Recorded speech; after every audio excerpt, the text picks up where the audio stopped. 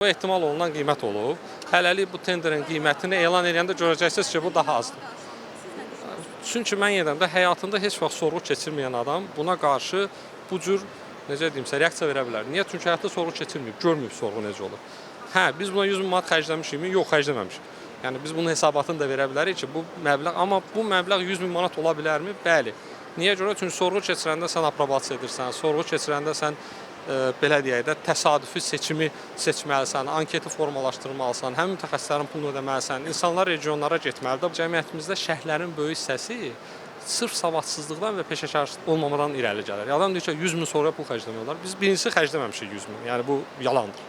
İkincisi, bu doğru rəqəmdən bəli, sorğu 200 min də ola bilər. Yəni sorğu 300 min də ola bilər. Baxır nə sorğu keçirdirsən, necə keçirdirsən, harda keçirdirsən.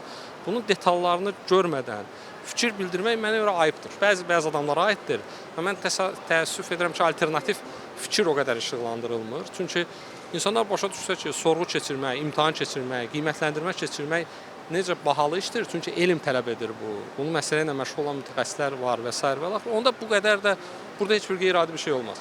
Sadəcə olaraq yenə dediyim qədər bu məsələlər yeni başlayıb deyənə insanlarda müəyyən mənada bu barədə çox az məlumatsızlıq var. Bəzi adamlar da bundan spekulyasiya eləmək istəyirlər və nazirliyi neqativ təqdim etmək istəyirlər. Amma mən səmimi olaraq, bax, tam həm nazir olaraq, həm həmkarlarım olaraq, həm qurum olaraq bu məsələdə şəffaf şəkildə hansı formatda istəyirsinizsə bunu müşahidə göstərməyə, burada qeyri-adi ayıb bir şey görmürük özümüz üçün. Və yeni dediyim kimi, bunun sadəcə olaraq texniki tərəfləri var. O texniki tərəfdən bixəbər olan adamların belə şərhləri ola bilər.